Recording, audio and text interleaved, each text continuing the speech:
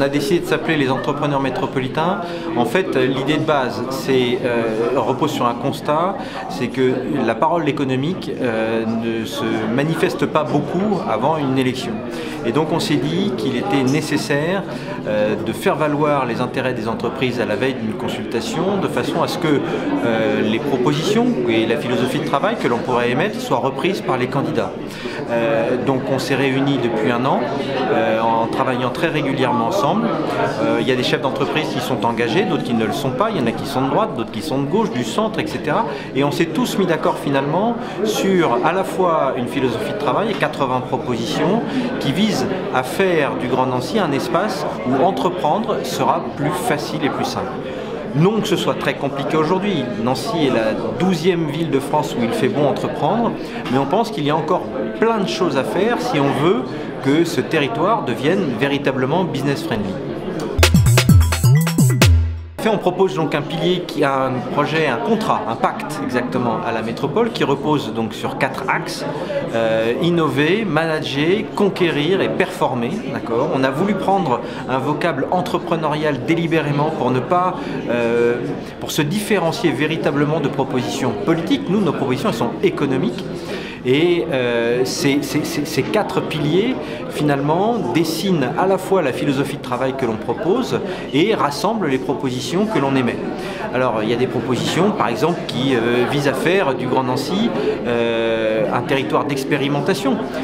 Pour vous donner un exemple assez précis, on propose qu'on passe d'une logique de click and collect, donc on achète sur internet et on va chercher en magasin, ça c'est la logique du click and collect, au buy and deliver. Donc on va acheter en magasin du centre-ville et on se fait livrer les colis dans des lockers qui sont près des parkings relais que vous pourrez ouvrir avec une application demain, et en se servant de start-up qui existent à Nancy, par exemple Estoin, qui fait de la livraison de pizza et de repas le soir. Et bien, il pourrait faire de la livraison d'achats fait en centre-ville et repositionner soit dans ces lockers, soit au domicile des gens qui habitent effectivement au centre-ville. Donc on a voulu à la fois être assez prospectif, général, et ne pas rentrer dans des propositions assez précises. Et puis au bout d'un certain temps, on s'est dit non, si on n'illustre pas ça par des propositions très concrètes, eh ben on va rester dans la théorie. Donc ça a été notre logique d'essayer de faire quelque chose qui allie les deux, donc cette philosophie de travail et ces 80 propositions. Maintenant soyons clairs, c'est pas parce qu'on va déployer ces 80 propositions qu'on aura atteint l'objectif. C'est plus que l'on se sera inscrit dans cette logique de travail que l'on propose. Alors, c'est très factuel ce que je vais vous répondre. Les études générales montrent que l'attractivité du Grand Nancy est faible par rapport aux autres métropoles du territoire. C'est pas faute d'un investissement majeur de la métropole, c'est le constat d'une réalité. Et aujourd'hui, on voit bien que pour faire venir des collaborateurs pour nos entreprises, c'est un exercice qui est difficile parce qu'il faut non seulement convaincre le collaborateur, mais il faut également convaincre son conjoint.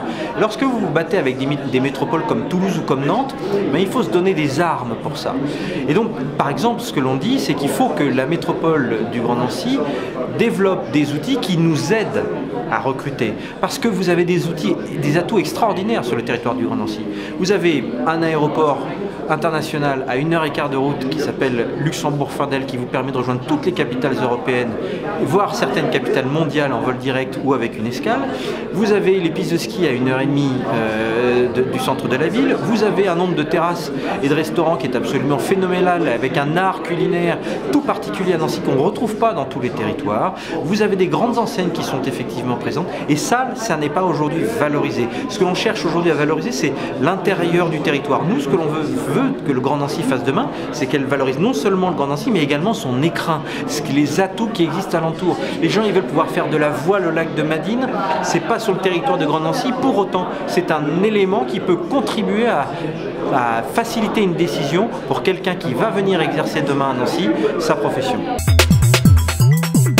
Il faut que le centre-ville soit un pilier du développement économique, parce que le centre-ville, comme tous les centres-villes d'un certain nombre de grandes villes, a tendance à connaître des difficultés.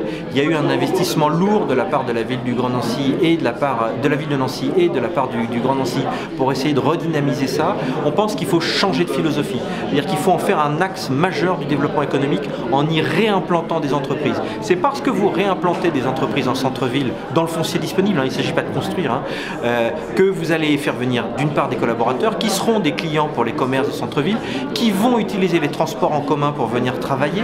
Et donc on rentre dans une logique de cercle vertueux qui est bénéfique pour l'intégralité du territoire, et ça a un impact indirect qui est celui de limiter l'impact carbone.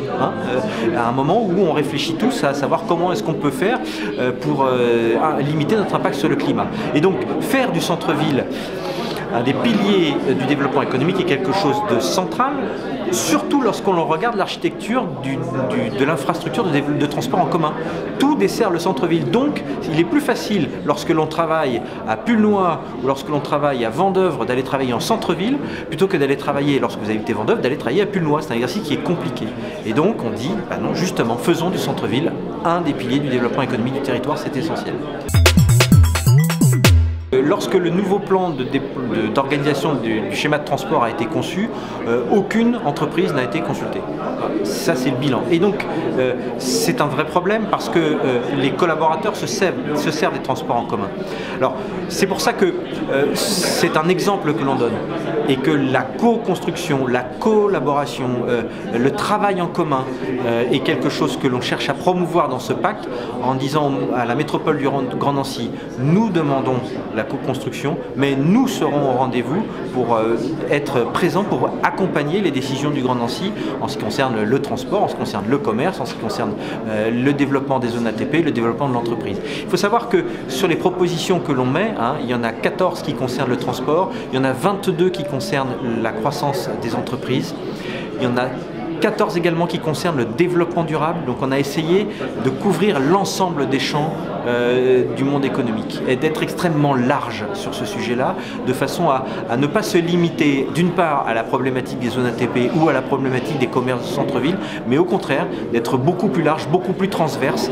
Et c'est ce qui fait aujourd'hui que la démarche fédère, donc au travers des associations qui la soutiennent, 800 entreprises qui représentent un tiers de l'emploi du Grand Nancy.